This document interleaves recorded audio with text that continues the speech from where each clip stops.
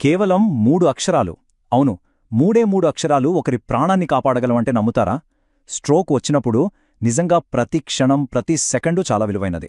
మరి అలాంటి అత్యవసర పరిస్థితుల్లో ఏం చేయాలో చెప్పే ఒక సింపుల్ టెక్నిక్ ఉంది. దాని గురించే మనం ఈరోజు వివరంగా తెలుసుకోబోతున్నాం. సరే, ముందుగా ఒక కథతో మొదలు పెడదాం. ఇది కల్పిత కథ కాదు, నిజంగా జరిగింది.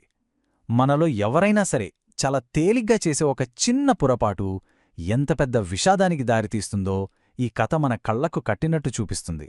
ఇది మనందరికీ ఒక హెచ్చరిక అనుకోవచ్చు. ఓకే, ఊహించుకోండి. ఒక పెద్ద పార్టీ జరుగుతోంది. పాత స్నేహితులందరూ కలుసుకున్నారు. అంతా నవ్వులు, పలకరింపులతో చాలా సందడిగా ఉంది. అంతా బాగుందనుకుంటున్న టైంలో అకస్మాత్తుగా ఒక మహిళ తూలి కింద పడిపోయింది. ఒక్కసారిగా అందరూ షాకయ్యారు. అక్కడి సంతోషమంతా మాయమైపోయింది. వెంటనే ఆమె స్నేహితులందరూ పరిగెత్తుకుంటూ వచ్చారు. ఏమైంది, హాస్పిటల్కి వెళ్దామా అని అడిగారు. కాని ఆమె, అయ్యో ఏమీ పర్వాలేదు, నేను బాగానే ఉన్నాను అని చెప్పి ఆ విషయాన్ని చాలా తేలిగ్గా తీసుకుంది. చూడండి, చాలా సందర్భాల్లో మనం చేసే పొరపాటు ఇదే.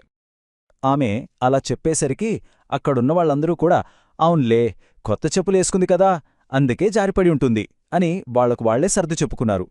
చూసారా, ఎంత ప్రమాదకరమైన ఒక హెచ్చరికని ఎంత తేలిగ్గా పక్కన పెట్టేశారో. దీనివల్ల అసలు సమస్య ఏంటో ఎవరూ గుర్తించనేలేదు. సరే, ఆమెను పైకి లేపారు, కొంచెం శుభ్రం చేసి తినడానికి ఒక ప్లేట్ ఫుడ్ ఇచ్చారు. ఆశ్చర్యంగా ఆ తర్వాత రోజంతా ఆమె అందరితో కలిసి మామూలుగానే నవ్వుతూ మాట్లాడుతూ గడిపింది. దీంతో అందరూ హమ్మయ్యా, అంతా సర్దుకుంది అనుకున్నారు. కాని వాళ్లకు తెలీదు అసలు ప్రమాదం అప్పుడే మొదలైందని. అవును, పైకంతా నార్మల్గానే కనిపించింది, కాని లోపల ఒక పెద్ద ప్రమాదం పొంచుంది. మరి ఆ సంఘటన అసలు స్వరూపమేంటి, దాని ముగింపు ఎంత విషాదకరంగా ఉందో ఇప్పుడు చూద్దాం. అదే రోజు సాయంత్రం ఆమె భర్త నుండి పార్టీలో ఉన్న స్నేహితులకి ఒక ఫోన్ కాలొచ్చింది. ఆమెను హాస్పిటల్కి తరలించారని, సాయంత్రం 6 గంటలకామె చనిపోయిందని చెప్పారు. అందరూ నిర్ఘంతపోయారు. పార్టీలో జరిగిన ఆ చిన్న సంఘటనే ఆమె ప్రాణాల్ని తీస్తుందని వాళ్ళు కలలో కూడా ఊహించలేదు. అసలు ఏం జరిగిందంటే, ఆ పార్టీలోనే ఆమెకు స్ట్రోక్ వచ్చింది. ఆ కింద పడిపోవడం అనేది స్ట్రోక్ యొక్క మొదటి లక్షణం. కాని అక్కడున్న వాళ్లలో ఒక్కరు కూడా దాన్ని గుర్తించలేకపోయారు. అన్నిటికన్నా బాధాకరమైన విషయం ఏంటంటే, ఒకవేళ ఆ సంకేతాలను వాళ్ళు కరెక్ట్ టైంలో గుర్తించుంటే ఆమె ప్రాణాలను బహుశా కాపాడి ఉండేవారేమో. ఇప్పుడు మనందరి మదిలో మెదిలే ప్రశ్న ఇదే: ఆమె ప్రాణాలను నిజంగా కాపాడగలిగే అవకాశం ఉండేదా? దీనికి సమాధానం ఖచ్చితంగా ఉండేది. మరి ఆ అవకాశమేంటి?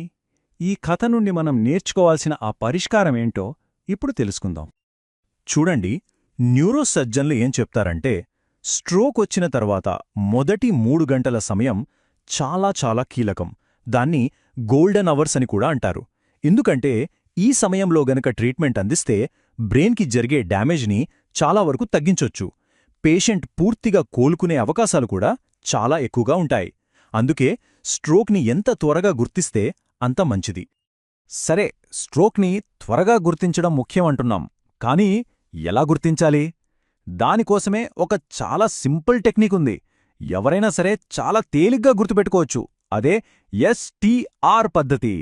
ఈ 3 సింపుల్ స్టెప్స్తో ప్రాణాలను కాపాడొచ్చు. ఓకే, ఈ STR అంటే ఏంటో ఇప్పుడు వివరంగా చూద్దాం. ఫస్ట్, S అంటే స్మైల్, అంటే చిరునవ్వు. స్ట్రోక్ వచ్చిన వ్యక్తిని నవ్వమని అడగాలి. వాళ్లు సరిగ్గా నవ్వలేకపోతే, అంటే వాళ్ల ముఖం ఒకవైపుకి వంగిపోయినట్టు అనిపిస్తే అది ఒక లక్షణం. నెక్స్ట్, T అంటే టాక్, అంటే మాట్లాడటం. వాళ్లని ఈరోజు వాతావరణం చాలా బావుంది లాంటి ఒక సింపుల్ వాక్యం చెప్పమనాలి. వాళ్లు మాట్లాడేటప్పుడు మాట తడబడినా లేదా ముద్దగా వస్తున్నా అది రెండో లక్షణం. ఇక ఫైనల్గా R అంటే రైజ్, అంటే పైకి ఎత్తడం. వాళ్లని 2 చేతులు పైకి ఎత్తమనాలి. స్ట్రోక్ వల్ల ఒంట్లో ఒకవైపు బలం తగ్గిపోతుంది. కాబట్టి ఒక చెయ్యి వాళ్ల ప్రమేయం లేకుండానే కిందకి జారిపోవచ్చు. ఈ 3 టెస్టులు చూడటానికి చాలా సింపుల్గా ఉన్నా చాలా పవర్ఫుల్. ఈ STR పద్ధతితో పాటు మనం గమనించాల్సిన ఇంకో ముఖ్యమైన లక్షణం కూడా ఉంది. అదేంటంటే, అనుమానం ఉన్న వ్యక్తిని నాలుక బయటపెట్టమనాలి. ఒకవేళ వాళ్ల నాలుక ఒక వైపుకి వంగి ఉన్నా సరే, అది కూడా స్ట్రోక్కి ఒక బలమైన సంకేతం కావచ్చు. ఒక్క విషయం బాగా గుర్తుపెట్టుకోండి. మనమిప్పుడు చెప్పుకున్న లక్షణాల్లో ఏ ఒక్కటి కనిపించినా సరే ఒక్క క్షణం కూడా ఆలోచించొద్దు. వెంటనే అంబులెన్స్కి ఫోన్ చెయ్యాలి. అంతేగాదు, మీరు గమనించిన లక్షణాలన్నిటినీ వాళ్లకి క్లియర్గా చెప్పాలి. ఎందుకంటే ఇక్కడ ప్రతి సెకను మనకు చాలా ముఖ్యం. సరే, ఇప్పుడు మనకు స్ట్రోక్ లక్షణాలను ఎలా గుర్తించాలో తెలిసింది. ఇది చాలా మంచి విషయం. కానీ ఈ సమాచారాన్ని మన దగ్గరే ఉంచుకుంటే సరిపోదు. దీన్ని అందరితో పంచుకోవడం కూడా అంతే ముఖ్యం. ఎందుకంటే ఒక చిన్న షేర్ ఒకరి ప్రాణాన్ని నిలబెట్టగలదు. అదెలాగో ఇప్పుడు చూద్దాం.